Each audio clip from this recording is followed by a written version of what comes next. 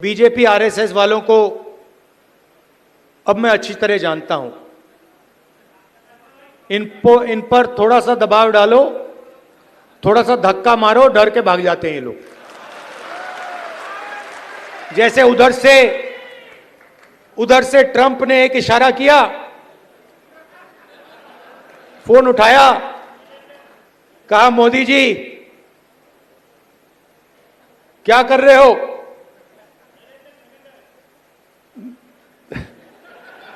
Narendra surrender, और जी हजूर करके नरेंद्र मोदी जी ने ट्रंप के इशारे का पालन किया। आपको एक समय याद होगा जब फोन कॉल नहीं आया था, 7th फ्लीट आई थी, 71 की लड़ाई में 7th फ्लीट आई थी, हथियार आए थे, एयरक्राफ्ट कैरियर आया था। इंदिरा गांधी जी ने कहा मुझे कुछ जो करना है मैं करूंगी।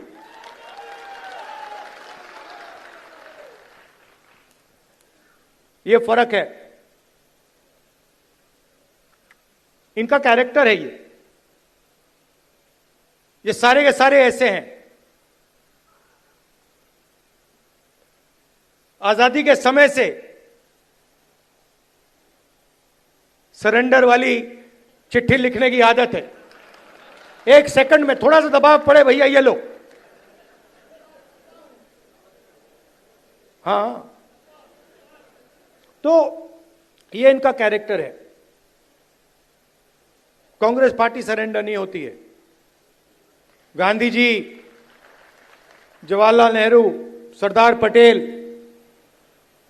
ये सरेंडर वाले लोग नहीं हैं। राहुल गांधी जी ने जिस प्रकार से हमारी सेना के द्वारा दिखाए गए अप्रतिम शौर्य और सेना के अधिकारियों द्वारा, जिसमें director general military operation, director general air operation, director general navy operations थे, उन्होंने जिस तरीके से ऑपरेशन सिंदूर की सफलता का विवरण दिया है, उसको सरेंडर से तुलना करना यह दर्शाता है कि यह मानसिकता कितनी रोगी और कितनी खतरनाक हो चुकी है। मुझे इस बात पे आश्चर्य हो रहा है कि अभी तक कांग्रेस के नेता पाकिस्तानी मीडिया में सुर्खियां बटोरने में लगे हुए थे, पाकिस्तानी संसद में उनके बयान कोट किए जा रहे थे। राहुल गांधी जी का नाम तो और बयान तो भारत के विरुद्ध पाकिस्तान अपने डोजियर में यूज कर चुका है, परंतु पहली बार राहुल गांधी जी ने ऐसा बयान दिया है जो पाकिस्तान के सेना प्रमुख ने भी नहीं बोला, पाकिस्तान के किसी आतंकी संगठन ने भी नहीं बोला, मौलाना मसूद अजहर ने भी नहीं बोला और हाफिज सईद ने भी नहीं बोला। इसमें से किसी ने यह शब्द नहीं बोला है कि भारत ने सरेंडर किया है, बल्कि उन लोगों ने अपनी अपनी तकलीफों का इजहार गाहे बगाहे किया है। अगर इसके बाद ये बोल रहे हैं तो मैं पूछना चाहता हूं, क्या आप उन नेताओं से एक कदम आगे जाना चाह रहे हैं? यानी अभी तक तो आप पाकिस्तान के लोगों को, पाकिस्तानी सेना और पाकिस्तान के आतंकी संगठनों को कवर फायर देते थे, अब उनके सिरमौर भरने की कोशिश कर रहे हैं।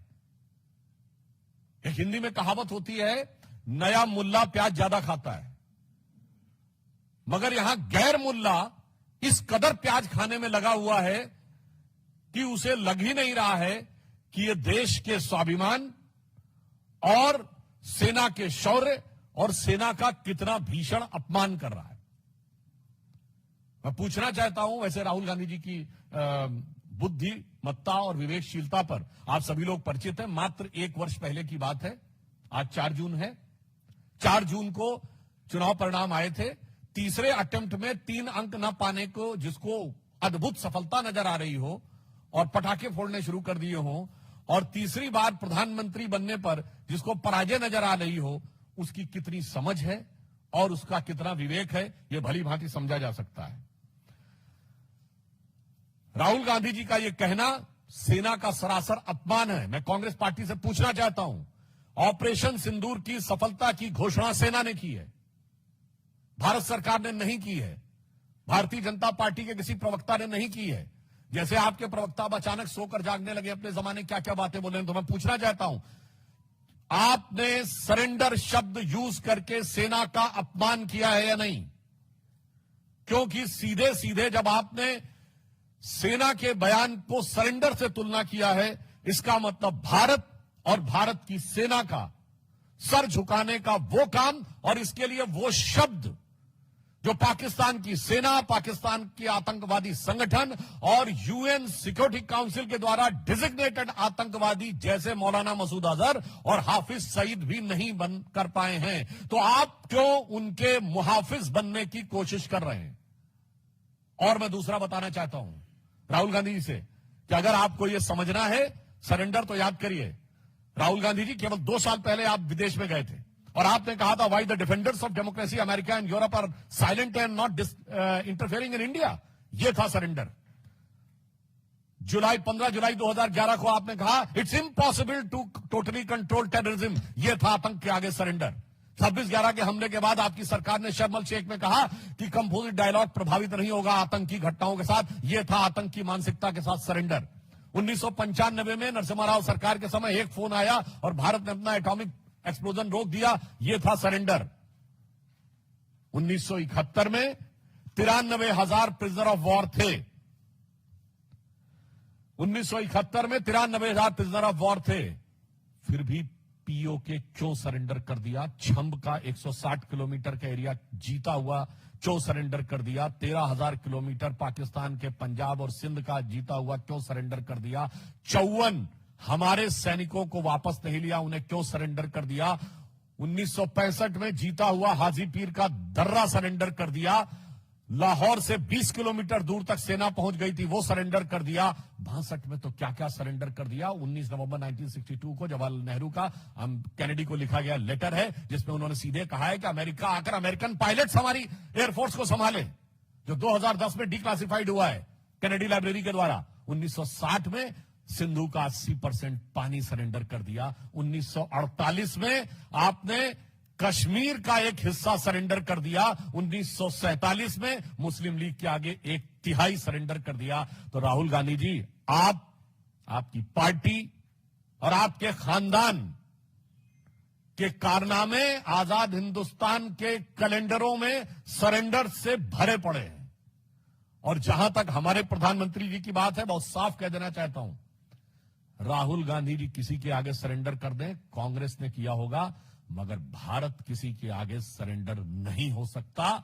हम विश्व की एकमात्र ऐसी सभ्यता है जो हजारों सालों के आक्रमण के बाद भी आज जीवंत है, जिसे आप मानने को तैयार नहीं। हमारे प्रधानमंत्री श्री नरेंद्र मोदी भारत माता के उस शेर की तरह हैं। आपको पता होगा, एक संस्कृत का वाक्य है, नाभिषेको न संस्कारो सिंहस्य क्रियते मृगा विक्रमार्जित राजस्य स्वयं एवं मृगेंद्रता। मृगेंद्र शेर के लिए होता है और उसके अंदर स्वयं वो क्षमता होती है। तो हमारे प्रधानमंत्री श्री नरेंद्र मोदी जी भारत मां के शेर, अर्थात हमारे नरेंद्र भारत मां के मृगेंद्र हैं। और आपके खानदान के सरेंडर आजाद हिंदुस्तान के कैलेंडर में भरे पड़े हैं। इसीलिए मैं राहुल गांधी जी के लिए यह पंक्ति कहकर समाप्त करना चाहता हूं कि आदतन, फितरतन, शरारतन, व्याकुलता के कारण या कुटिलता के कारण आप प्रधानमंत्री के खिलाफ बोलिए, भारत सरकार के खिलाफ बोलिए, भारतीय जनता पार्टी के खिलाफ बोलिए, हमें बर्दाश्त है। पर भारत के स्वाभिमान और भारत की सेना के लेकर आप झूठ बोलेंगे तो यह कतई बर्दाश्त नहीं है। तो इसे सिर्फ एक पंक्ति कहूंगा कि वो पैरवी तो झूठ की करता चला गया, वो पैरवी तो झूठ की करता चला गया, बस उसका चेहरा उतरता चला गया।